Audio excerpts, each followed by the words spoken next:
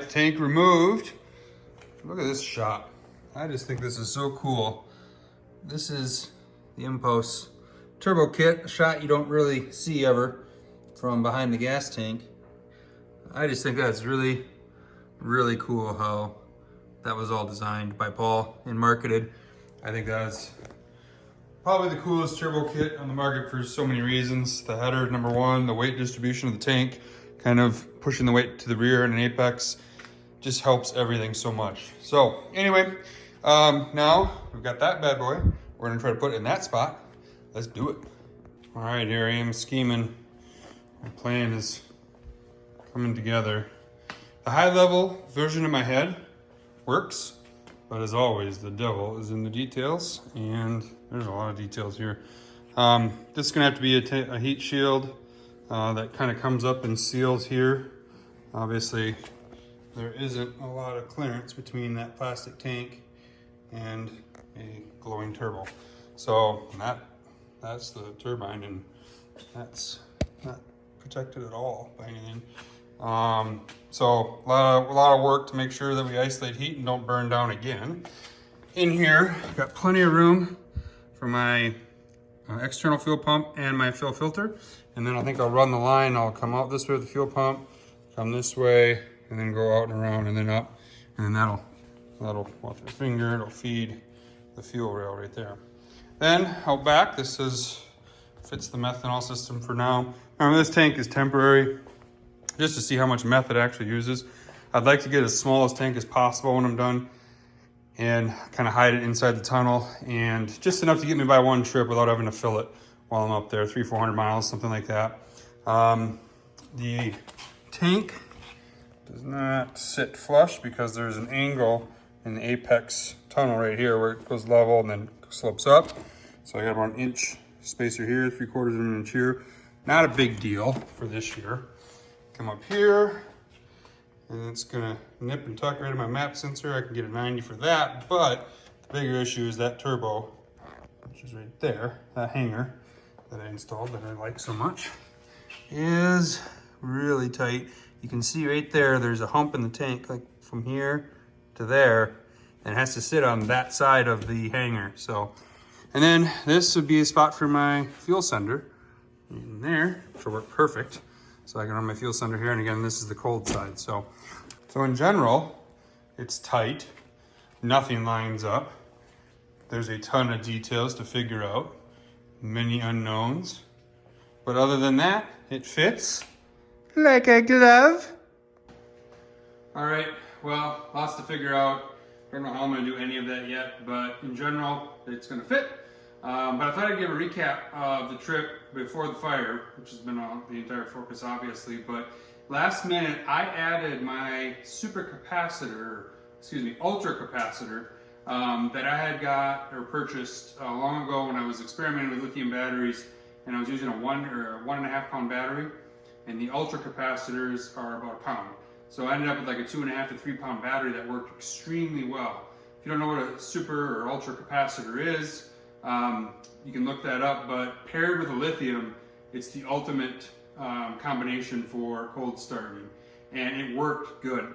Bob started in -9-degree weather. He didn't like it. I had to use throttle, which tells me that I've got a couple things in the tune to work on, but I think the big thing I missed was that my idle is set way too low. The sled, just with the ID injectors and with the Motec, is so smooth. I have my idle set at 1200 RPM, and I looked in the manual and it says anywhere from up to 1600 RPM. So that would help a lot to get it to fire up when that IAC is turned up, and I can get more air in it when I'm cold cranking. So I'm gonna readjust the idle. Again, that's a set screw that works for the whole RPM range. So it'll idle higher, but it'll also cold start and idle higher. And then as the coolant warms up, it'll slowly come back down to 1600. But my problem was it would just kind of sputter to life. I was kind of desperate in -9. I needed to load the trailer. I hit the throttle a little bit while it was turning over, and it just boom! It just came to life. So maybe I need more fuel, because that's what you get when you pump the gas, or I think it needs more air. So great sign. I'm going to keep the lithium that I got. I'm going to keep the super capacitor or ultra capacitor. hooked up, and kind of put that in the nose of the sled for now. Next year we'll bury all that somewhere. You don't ever, they're maintenance free, you don't need to do anything else with them. The methanol injection system worked flawless for the 8 miles, although the sled was really doggy. When I look back at my data logs, you can see how rich it was. Obviously I got to clean that up, but I think just in general, I had my timing so low. I was only running 19 pounds of boost, and it needs more when you're on meth. I think it needs, next run I'm going to go 22-ish pounds of boost. Try that.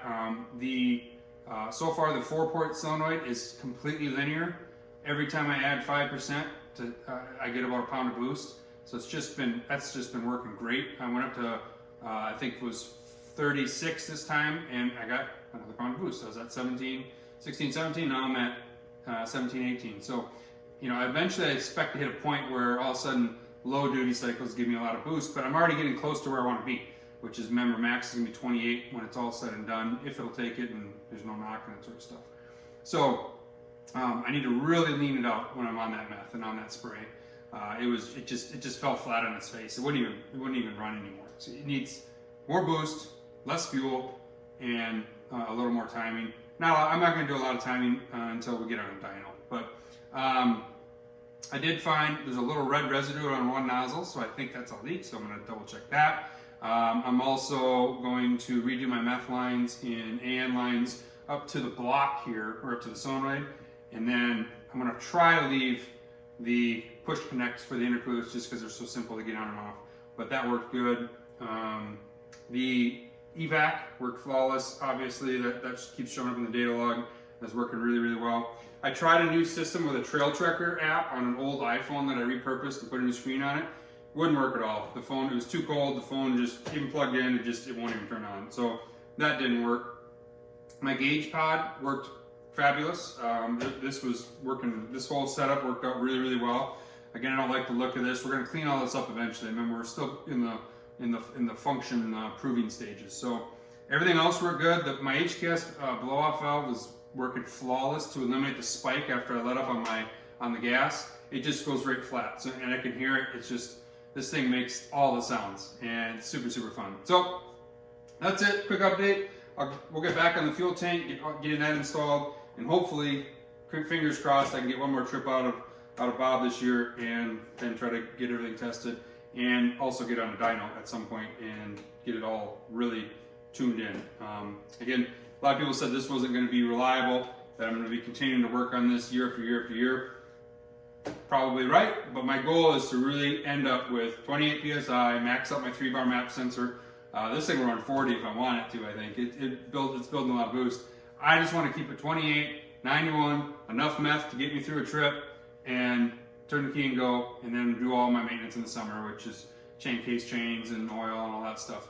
But no more fabrication and repairing things that burned out, if I can help it. You know, it's good to have goals. So, anyway, thanks guys. Stay tuned. We'll be back with more.